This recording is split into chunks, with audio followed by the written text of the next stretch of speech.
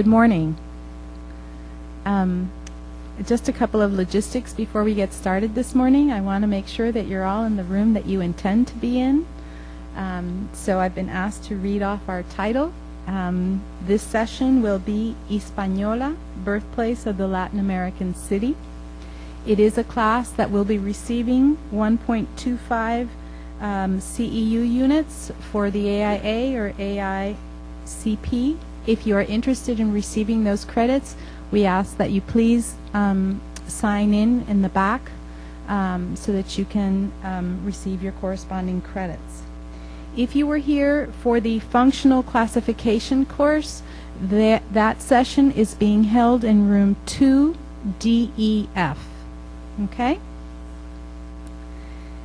So this session, which as I mentioned will be about Hispaniola, just a brief background. Hispaniola was of course one of the very first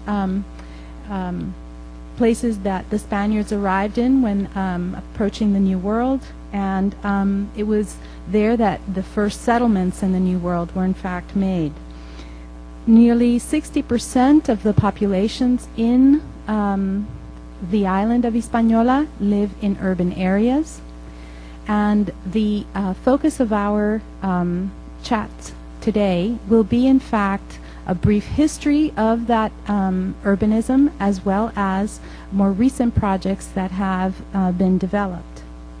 Unfortunately, due to unforeseen circumstances, two of our speakers were unable to make it to the United States and join us for the conference today.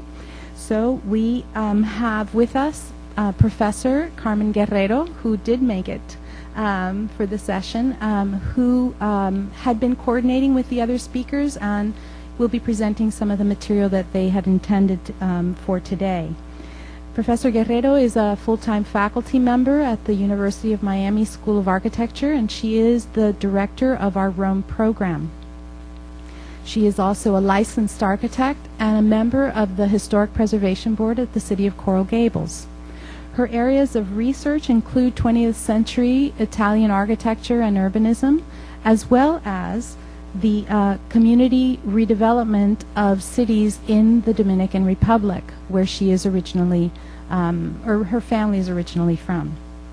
The presentation that you will be seeing today is the product of coursework that was developed in conjunction with Professor Victor Santana, in which strategies were studied and developed to guide future development within a historic fishing village that is under pressure by development forces in the Dominican Republic. It is known as Las Terrenas. So without further ado, Professor Carmen Guerrero. Good morning. So as Sonia Chow has described, the presentation I offer you will be focused on an area in the Dominican Republic which is not so popular. It is growing in popularity, but it's located in the northeastern part of the country. The presentation hopes to bring awareness of a small town in the Dominican Republic where a chaotic and uncontrolled growth pattern due to the growing population, but also to the influence of the growing tourism, have compromised the civic realm, identity, and well-being of the place.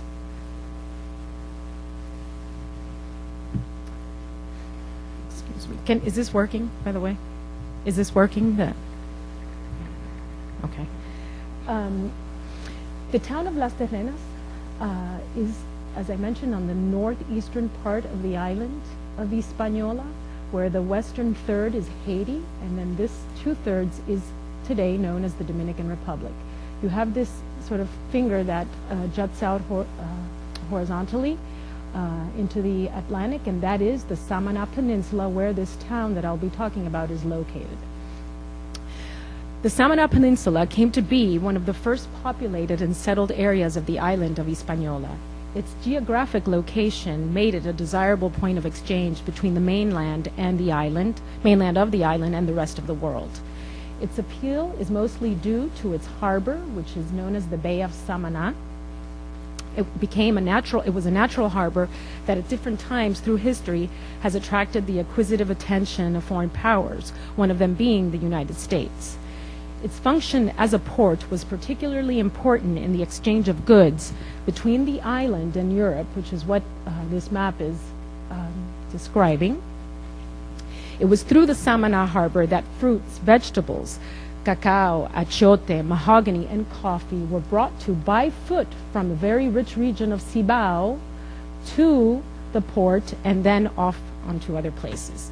The peninsula's role as an interface or a point of exchange between the north, south, west, and east has been instrumental in the physical, economic, and cultural development of the Dominican Republic.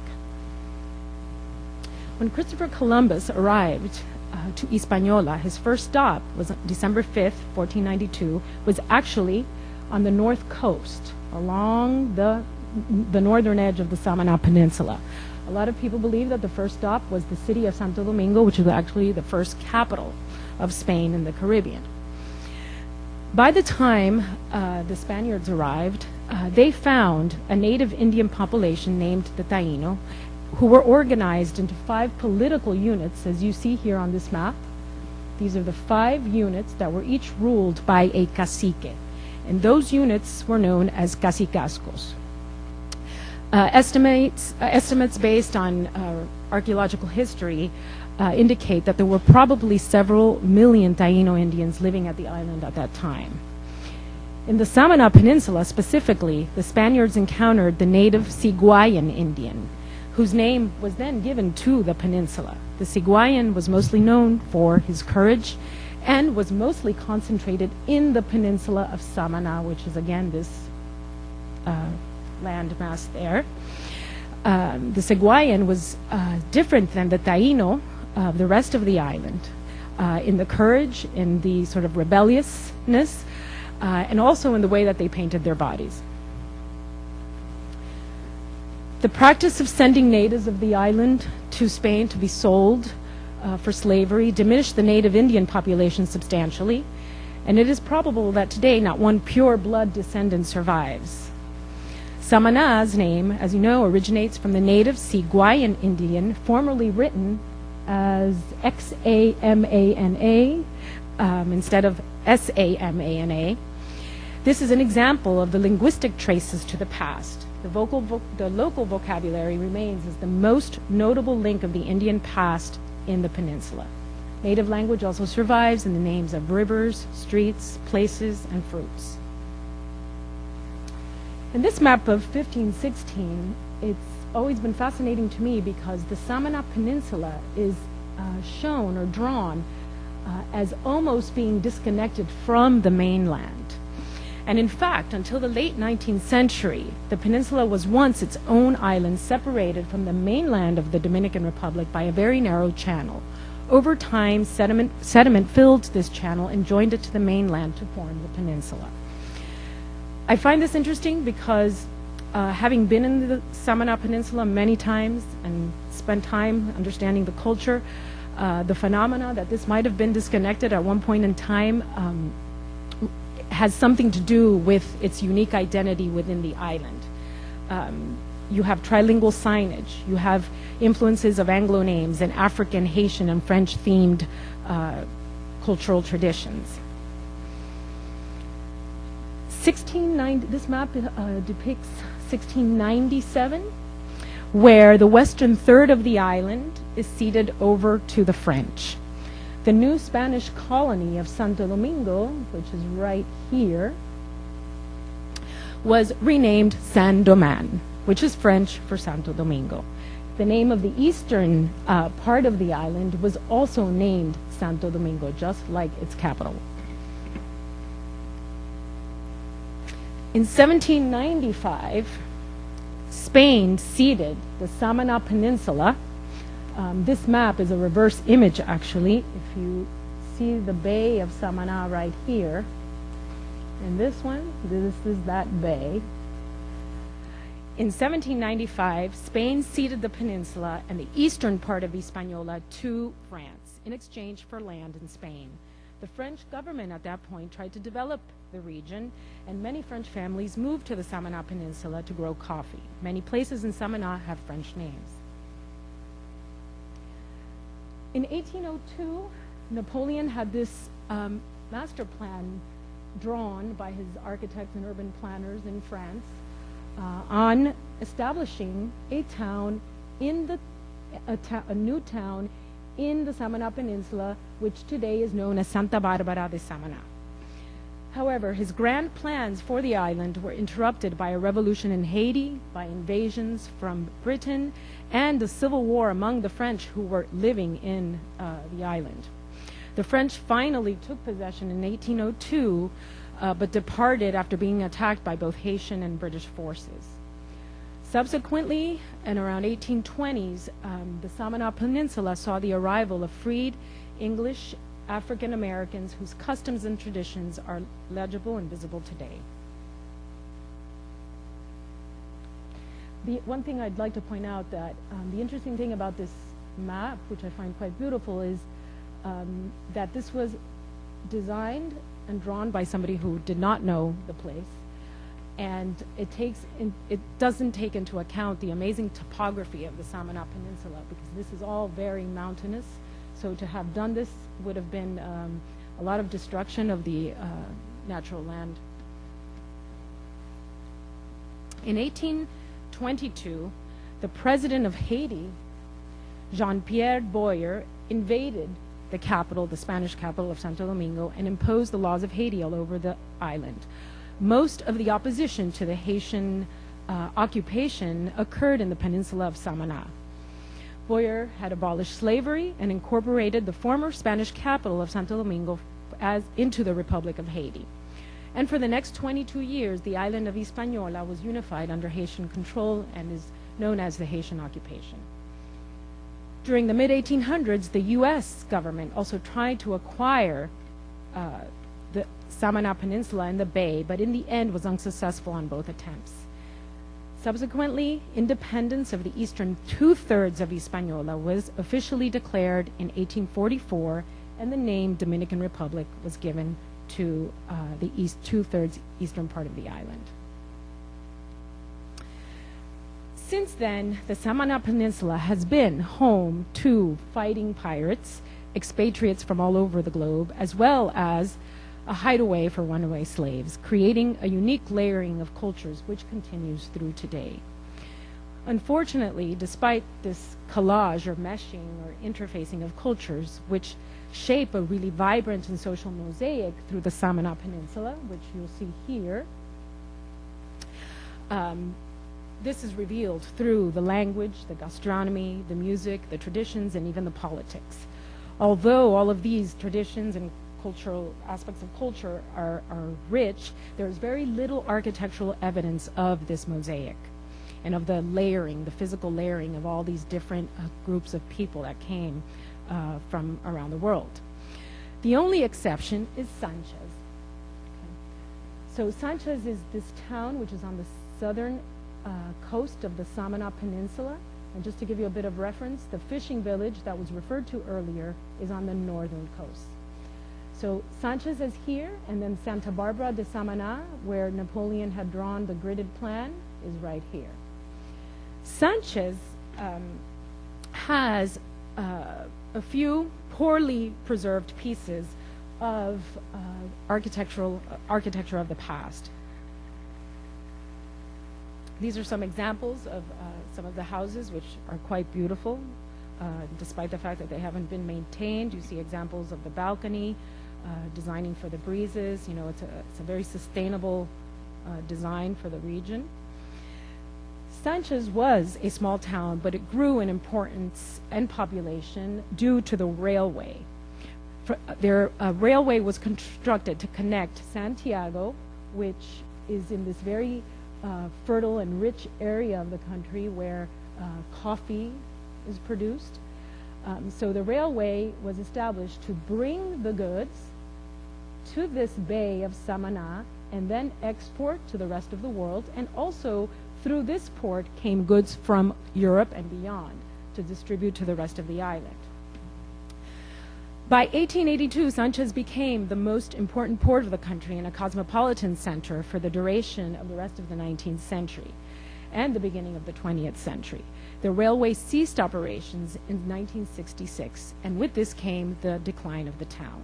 The port also lost its importance. The port of the Bay of Samana lost its importance when other ports in the rest of the country began to grow. So in this Google map, just to give you an idea, this edge here is that one. This is the train station, and customs would have been right here, so not too far from the edge of the water.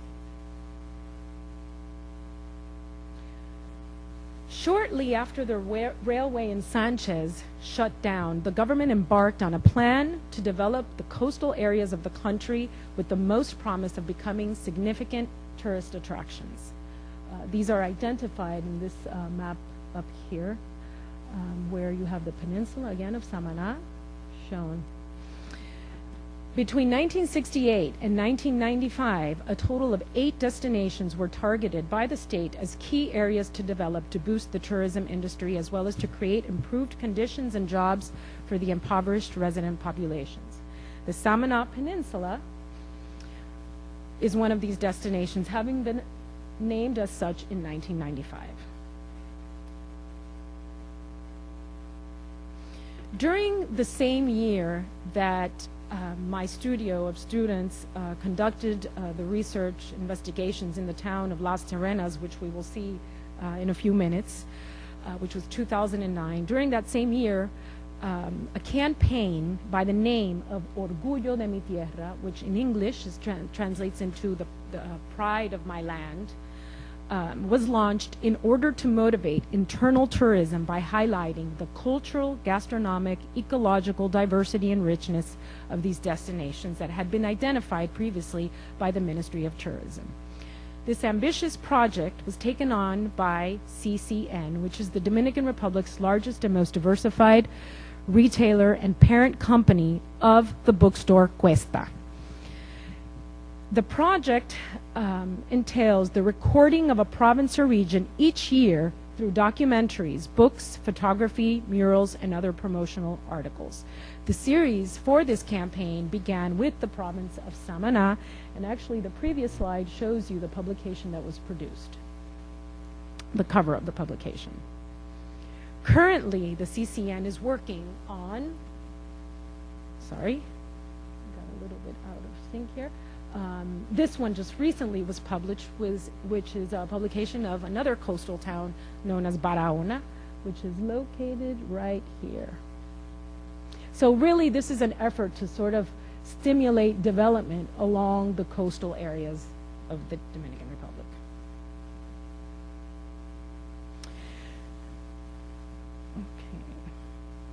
Coincidentally, in 2011, a group from the Robert Reich School of Landscape Architecture from LSU conducted an interesting investigation of the impact of the tourism industry on the natural environment of the Samana Peninsula, particularly the coastal physical environment. The study pointed out that the expected growth in this sector of the economy urges the resolution of the conflict between the economic benefits tourism provides and the social environment it is operating in. The study concludes with design recommendations that protect the cultural and environmental integrity of these endangered areas. Although its privileged geographical location within the Caribbean, the diverse natural features, and the fusion of cultures that make the peninsula a unique and desirable attraction, the peninsula, as mentioned earlier, reveals very little of this rich identity in the built environment.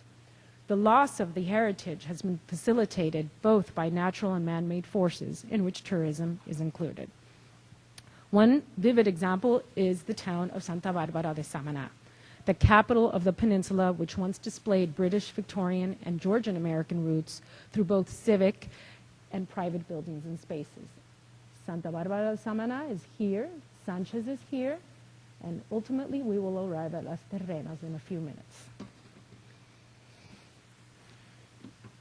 Santa Barbara is where the settlers from the Canary Islands established themselves in 1756, and at this moment is when the Spanish settlement of the peninsula is officially marked.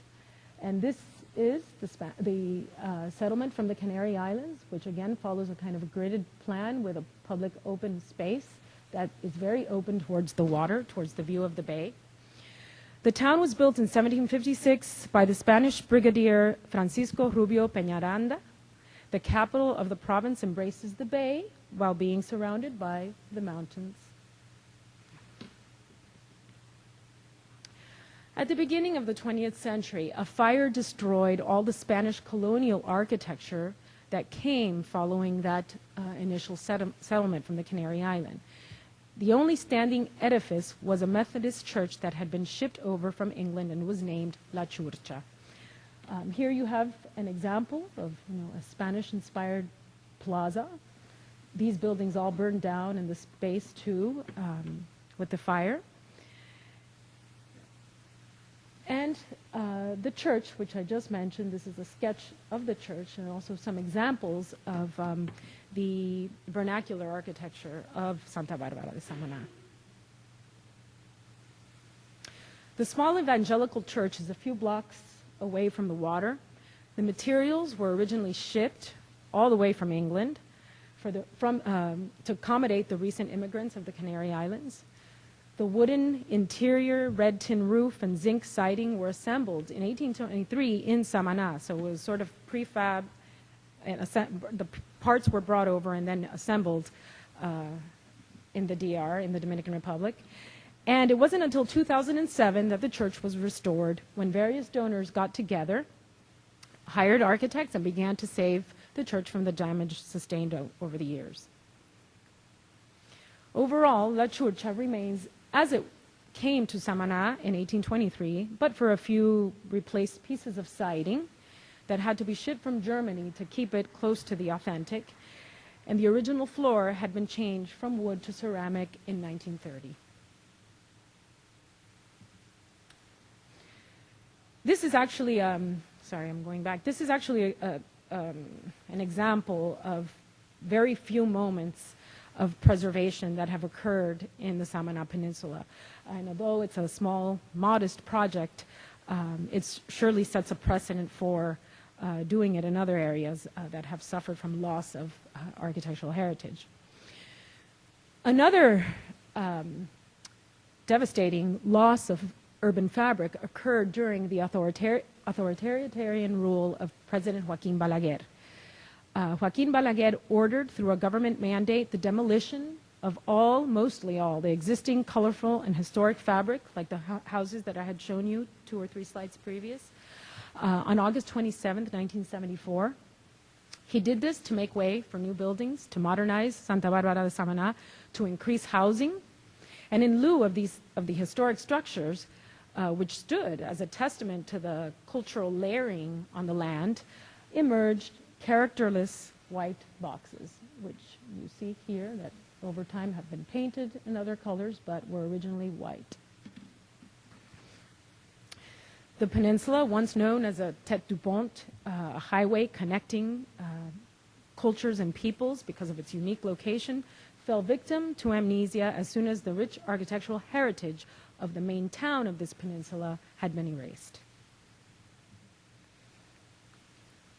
These are photographs of examples of buildings that had been torn down as well. Hotel Alemán, community center, recreational park.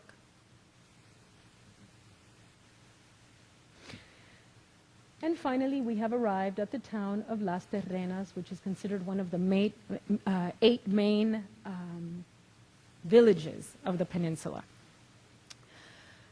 The Las Terrenas is, as I mentioned, on the northern coast, and today is suffering from becoming dotted with new resort and tourism-based development that have compromised not only the character and identity of the place, but also the preservation of existing assets, such as the historic fishing village. The folks from LSU, in their study, produced this interesting report here of the development patterns in the peninsula. And I ask you to just take a look at this one. I know that you probably can't see too much from where you're sitting, but what's interesting is if you know that Las Terrenas is over here, you certainly see a lot of activity occurring there. And that activity, if you follow the legend, has to do with medium residential development, light residential development, and concentrated resort type development. And if you were here on my computer screen, you would see that all three of those things are being concentrated in that very small coastal town. Although small, Las Terrenas is a bustling town with a population slightly over 13,000, of which 3,000 are European expatriates. The village has a strong tie to the Taino culture, Taino Indian culture, which is evident through the art, narrow streets, friendly people, vibrant clubs, bars, and restaurants attract locals and tourists. The fishing village that we are going to look at more closely is a strip of dwellings located right here, just to give you some reference. And then these larger bodies are what has happened over the past 10, 15 years, a very large overscale development. And currently, it's even more dense in these areas with larger new projects. The town's first development, this is a kind of blow-up of that fishing village. The town's first development lies along the coast on what is now public domain, which is the beachfront. It is the historic fisherman village, which was built by fishermen themselves on the beach. The arrival of these fishermen to Las Terrenas was preceded by French immigrants who had settled there. The local fishermen, hoping to profit from the arrival of the Europeans and in search of unexplored waters, came down from other areas of the peninsula, came down from the mountain or from other towns in La Peninsula to be able to sell fish and make a career out of it. In order to live close to their work, the fishermen built their dwellings right on the sandy beach in what is now public domain. This village began with the construction. It actually began from left to right, began with the construction of 6 dwellings in 1980s, about 1983. And it grew to become the first legible settlement recorded in Las Terrenas, and today is known as the Pueblo de Pescadores.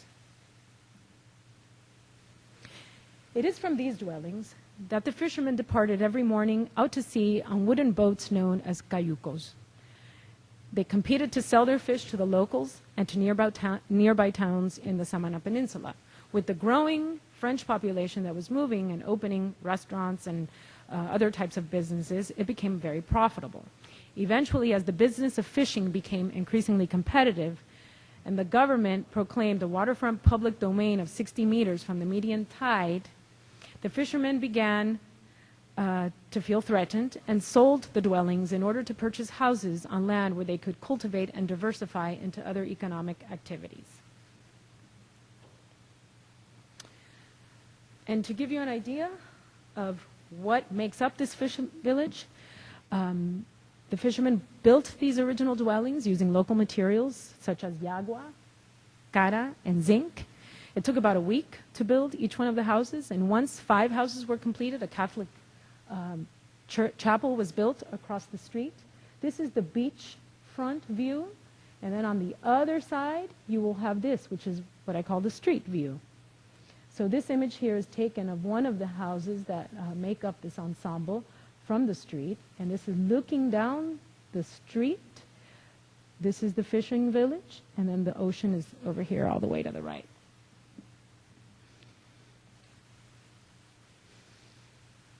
The interesting thing is that there's not much value to the architecture.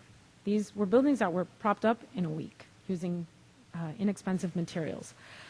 But today, they have become the life and blood of the town of Las Terrenas. It's really the lifeline of the town. It acts as the lively center of activity with restaurants, bars, shops, and offices. It's where everybody congregates. And here, just to show you a bit of the life that occurs in and around these dwellings.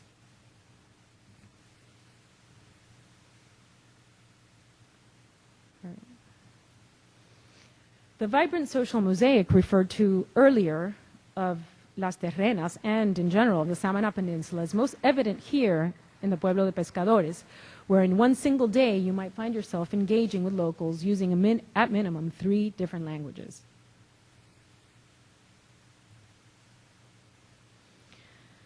The allure of this group of 15 wooden structures built by the fishermen lies in its collective image. Assessed individually, there's not much value, as I mentioned earlier, which presently is deteriorating. The real value is in the collective identity of the place. It is the one place where the town shows traces of local building traditions. They're humble. They were not designed by trained architects. They were built to embrace the climate by clever placement by the fishermen, clever dimensions that allow for breezes and shading, and the distinct image presented by the village's coloring, intimate scale, and use of variations of the region's ranch typology is really unparalleled in the rest of the town. Despite the lively and charming character of this ensemble, the studio that I taught in the summer of 2009 identified areas which need improvement in and around the village. The fisherman village's existing conditions, the disappearance of the historic fish market, which at one point existed amongst these dwellings, giving the fishermen a place to sell and engage with the community. The street and public space have been negated, essentially, and you'll see images later. There's a river that poses some sanitary threat to the town. And then there's also a nearby cemetery, which has negated the waterfront. And the growing tourist development also has posed some problems. Today, the town of Las Terrenas is faced with a debate on preservation of the historic village. So the studio started out by assessing the existing conditions of these dwellings. And this here is an elevation produced of the waterfront where as-built, essentially, as-built field dimensions were taken, and we produced real comprehensive site documentation of the structures.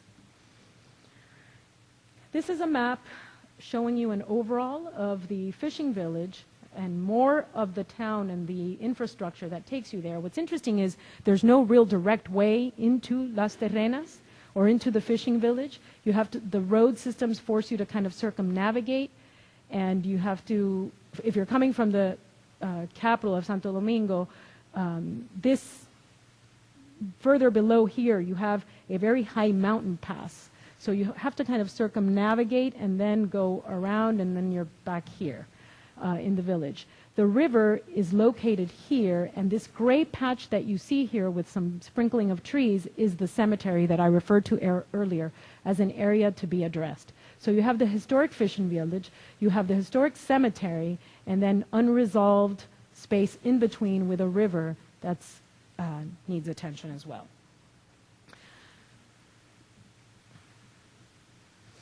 So as I mentioned, the first phase had to do with understanding the structures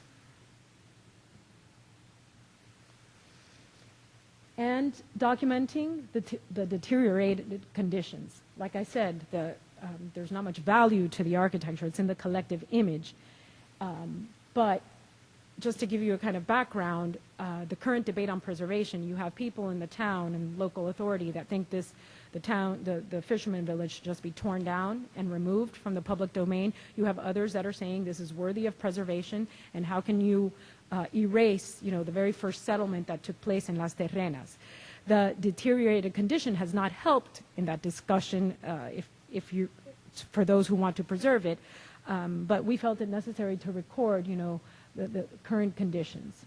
Also, the European expatriates who have acquired some of these structures to open their businesses have unfortunately also altered them and done things without permits and things, sort of ad hoc that have also compromised the structural integrity of some of these. We also noticed that there's no designated place for the fishermen today to sell their fish. They're just placing temporary stands out on the water, and at times hanging them from the palm trees and setting up these informal conditions to sell the fish to the residents, the restaurants, and tourists.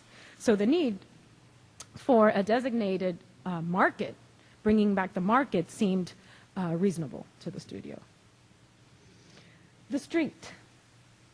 The quality of the street and what's missing. I mean, when you look at this, you understand there's no sidewalk, there's no pedestrian. The streets are very narrow, which is charming, but they become also very dangerous when people are expected to share that with the cars because they are vehicular. The roads are vehicular. One discussion on the table is to make the road bordering the fishing village a pedestrian road, which in many of the schematic proposals that the students did, you'll see in a minute, they call for that. So here you see pedestrians and vehicles sharing narrow streets. Just recently, there's this small public space that allows you to have views of the water, have a kind of gathering space for the community, which despite, I don't intend to address the architecture, but as an urban gesture, it works it's successful, and one only wishes for more moments like this throughout the town of Las Terrenas. The lack of sidewalks for pedestrians is evident in the street, the main street that borders the village, which is Francisco Alberto Camaño, which is actually the only one of the few paved streets in the town. The negation of the waterfront has to do with the poor street conditions and how the town connects with the community. You'll have situations like this where this is the beginning of the fishing village. Actually, it's a view down this street, but this new street that came after the fishing village was placed in a way and blocked with a missed opportunity to connect the city with the water.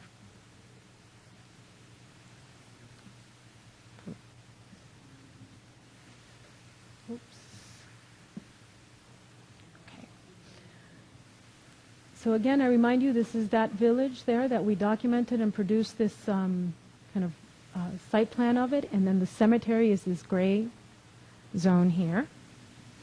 And to give you an idea, again, the fishing village here, but then you have also a better image of this kind of overscaled development that is starting to kind of hover over the village. Preservation and new construction are both endangered by the impact of the tourism, the growing tourism. And then a few shots of the conditions of the river.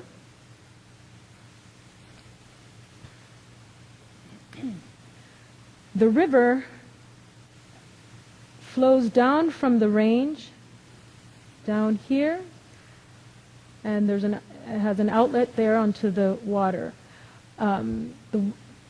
There is no walkway where you can connect, in a desirable kind of boulevard along the water. The river is another missed opportunity to create a walkable urban space. The cemetery has a unique condition. This is what it looks like from above. And unfortunately, it has been walled in. The local authority had commissioned an artist to build a wall and paint these murals. And again, another missed opportunity to connect the town to the water, to the beautiful waterfront. This is a better image of that wall, which even though the local authority approved, everyone in the town really dislikes. An example of the not so great recent constructions. Cemetery itself suffers from maintenance and overcrowding. And then we arrive at the schematic proposals that the studio prepared in an effort to provide the local authorities with design ideas as to how to create a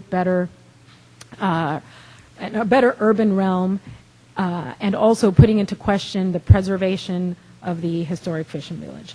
The following proposals intend to reorganize the fishing village and the immediate vicinity using different concepts and levels of conservation while adapting existing and proposed structures to new uses such as integrating markets, gift shops, cultural centers, information center for visitors, lighthouses, open squares, and paved streets that would support social interaction. The studio also discovered relevant examples of other waterfront towns where interventions have not compromised the identity and beauty of the place. One of the projects preserves and also demolishes some of the dwellings in an effort to create openings from the openings through the historic fishing village to create this connection with the water that is not there presently. They also gave some schematic ideas of how to deal with the buildings across the street from the fishing village. And in this case, there's the provision of a community center with a school and an open public space in the center. This team also felt it important to mark the presence of the fishing village with this kind of light tower, or tower of light, as they called it. And this continuous walkway, which you can read here, it's half cut off, continuous walkway that leads to this, that continues out into the water and marks the place from the approach of boats and people coming from the water, because that's the interesting thing we also noticed, that a lot of people arrive to the Pueblo de Pescador by water, by boat. Also, this design brings back the chapel that had been lost, the chapel that had been built across the street at the time of the fishermen's 1980s settlement. They brought back a chapel, but they didn't put it across the street. They placed it right here, at the edge of the village, right on the beach.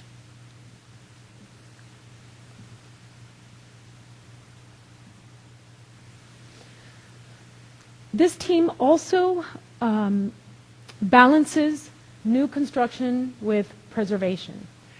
They also engage the street in a very different way by creating this pedestrian condition, paved, public space, and this kind of park, and this new community center across the street. So they kind of reroute the vehicular traffic. This part here is pedestrian. And then they have this other walkway that leads out onto the water.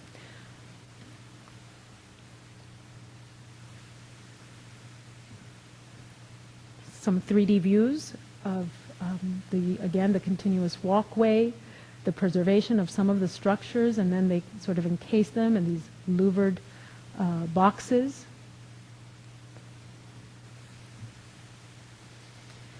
This scheme preserves much of the dwellings and carves spaces between them to create the public vistas and the piazza. So you'll see these little strips. This is probably the least aggressive scheme because it keeps much of the structures. But then here, it takes advantage of that axis to create an opening with the market right on center with this great deck. This is all a deck that borders the coast. And they provide for buildings that engage the urban street.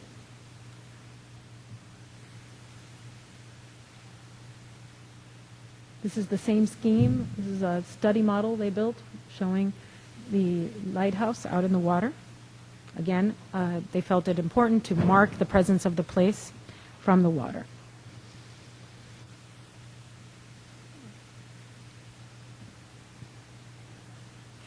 Okay. Another team, a similar strategy of creating a kind of open public space that engages a public building on the other side of the street. The gray are the buildings that they've kept, and the lighter gray, I should say, are the buildings that they've inserted new in the fishing village. And then they have this walkway that connects to this elevated deck that again takes you out into the water, into this space here.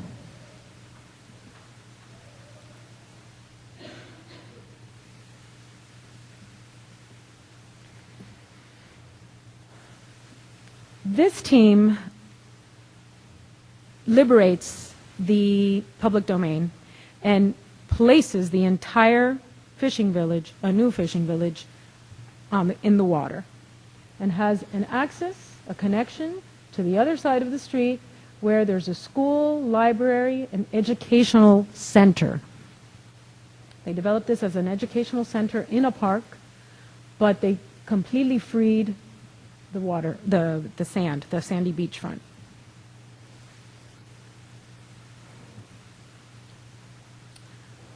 And I believe this is the last project. There were 6 proposals in total.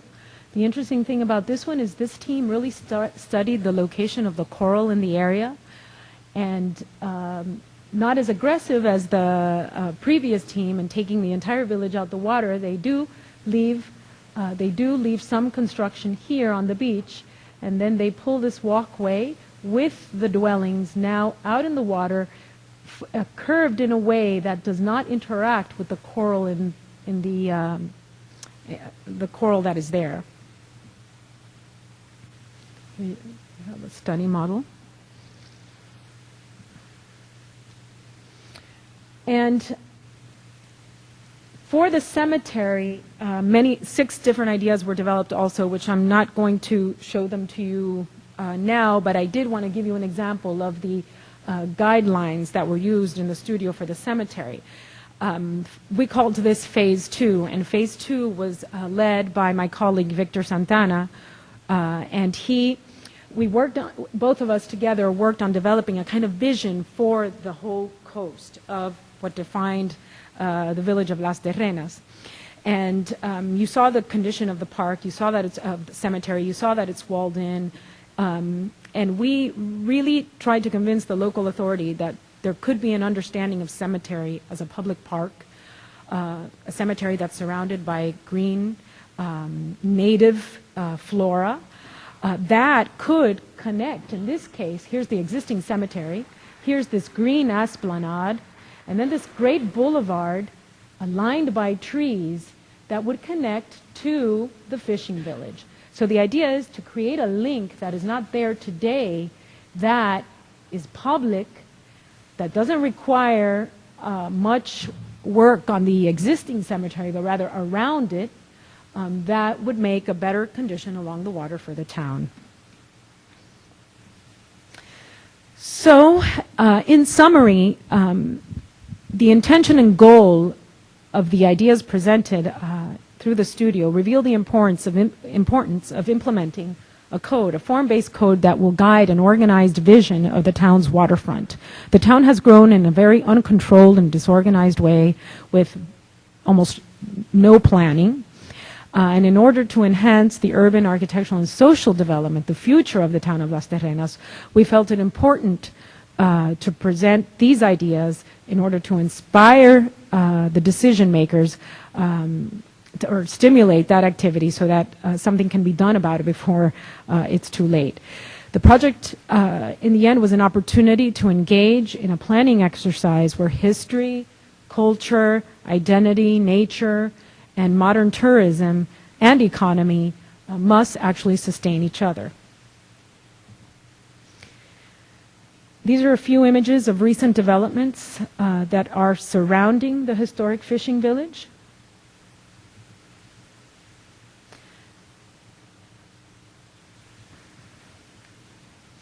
This is the airport that if you were to fly to Las Terrenas, you would fly to the capital of Santo Domingo and then get on a plane to a town called Portillo, which is very, very close to Las Terrenas. And this is about 8 to 10 years old.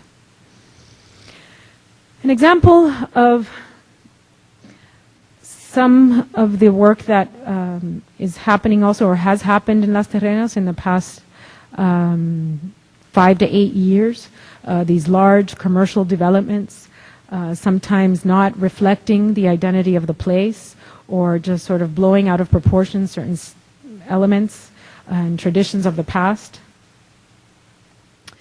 And then this is closer to the fishing village. What's happening on the street is really unfortunate, which is the addition of things to the existing buildings. And then you have things like this, which no one can really explain. These are examples of the fabric that you find inland in Las Terrenas, the homes with the porches. What's interesting is that we presented the work several times to local authorities, to the community, to the residents, to the business owners, and the town showed a lot of excitement in talking about this in a public venue. You know, what do we do now? We have all of this work. We have these ideas that need further development. And since then, our work has appeared in publications that are produced in the Samana Peninsula that have to do with identity and heritage of the place and the importance to save certain pieces of architecture. An example is this article, which was written by a French expatriate who has been living in Las Terrenas for over 30 years. And she wrote an article about how our work made it important to respect architecture that explains something about identity and culture of the place. Unfortunately, this past Monday, May 7th, I got a call that the collective ensemble here of primitive dwellings that you see on the top had all burned down this past Monday on May 7th. The fire had been started with an electrical problem in one of the dwellings, which was sort of waiting to happen because of the improper manner that these dwellings have been adapted to new uses. So one of them caught on fire at 4 in the morning and everything just went to blaze. So right now, the Pueblo de Pescadores ceased to exist this Monday. And currently, between Monday and today, there's been a lot of activity and a lot of conversation with the Ministry of Tourism because we're, the school is in the, right now we're in discussion with the Ministry of Tourism to make sure that all the legal instruments are in place to proceed with the work that we have done, which is now more imminent than before. So thank you very much.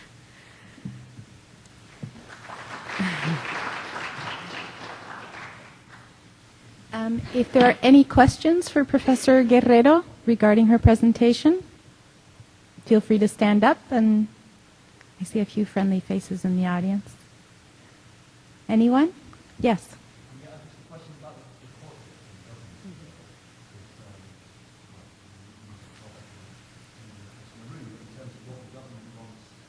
Okay. Right. This is a really interesting question today because I can't speak for other countries, but right now we're in the Dominican Republic is about to embark on the elections on May 21st, I believe, and nothing happens until they know who the next president is, because the next president brings with him or her a new set of officials and peoples that make decisions. The Ministry of Tourism is who we're talking to now and working out a plan to continue with the projects. There are a lot of, what I discovered, to answer your question, is that there are so many private interests that are ruling in this area, and I'm sure in the rest of the island, that it's very hard to go forward with a project unless it becomes part of a campaign. And apparently that's what's happening with the project in the Pueblo de Pescadores. Luckily, it's become a campaign, it's on the agenda for 2 or 3 of the parties. So this project is not linked to one, it's linked to a broader population. But the interesting thing about the Samana Peninsula, as I pointed out earlier, it's this kind of animal that is quite different than the rest of the island. And it has a lot to do with these cultural layers that have sort of accrued over time. You have the French business owners who feel they have the right to demand from the government another place to run their business, in the case of this week that just burned down. Then you have others that claim ownership of the beach front where these dwellings were located, saying that they have titles of the property from when they sold that property to the original fishermen. Okay, so there's so many different people involved with different interests in this one very small place that make for very interesting conversations when you're talking about these projects. I don't know if I answered your question, but a lot of it, yeah, sure, it's driven by politics. It's all about who, you know, the sad thing is that when we embarked on this research, we discovered the work of other architects and master planners that had done amazing studies on the infrastructure and how to improve the roads. Nobody really tackled the problem of the fishing village and what it could become. So, you know, our work was sort of added, a new component added to that. But every time there's a change of mayor or change, a larger scale of government, the work that was produced for that at that time is shelved away. And they just bring new people on board. So this is an area that's been looked at many, many times by many people, maybe not in the same way, but it's sort of waiting to happen, you know, sooner now because of this this fire that occurred on Monday.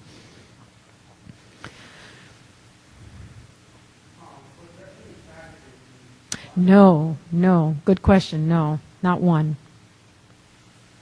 Not one. It was at 4 in the morning because they're, the dwellings, like I said, are mostly restaurants and bars. They're not residences. Yeah, today. No.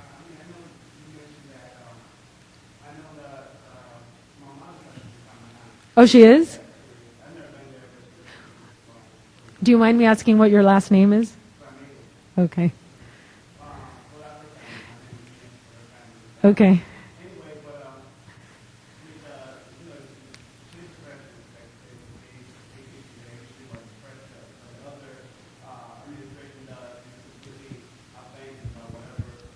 It's disregarded, yeah. May 16th, okay.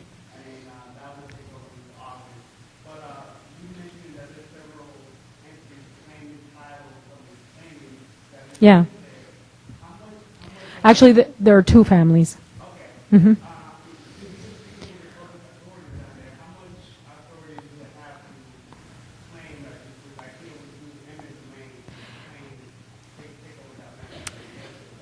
It depends on the connections that the families have. That's really the answer. It depends on the connection. Anything can happen. Anything can happen. What's happening right now is the town, now that they've lost the Pueblo de Pescadores, everyone is sort of in mourning that the lifeline and the bloodline of the place is gone. So an understanding that there's a need to bring this back in the same place is there. And what may end up happening, the Ministry of Tourism has promised to release the site where the private dwellings were, where the fishermen's dwellings were, from the public domain status. So that's supposed to happen this week. And that's the first step in bringing them back.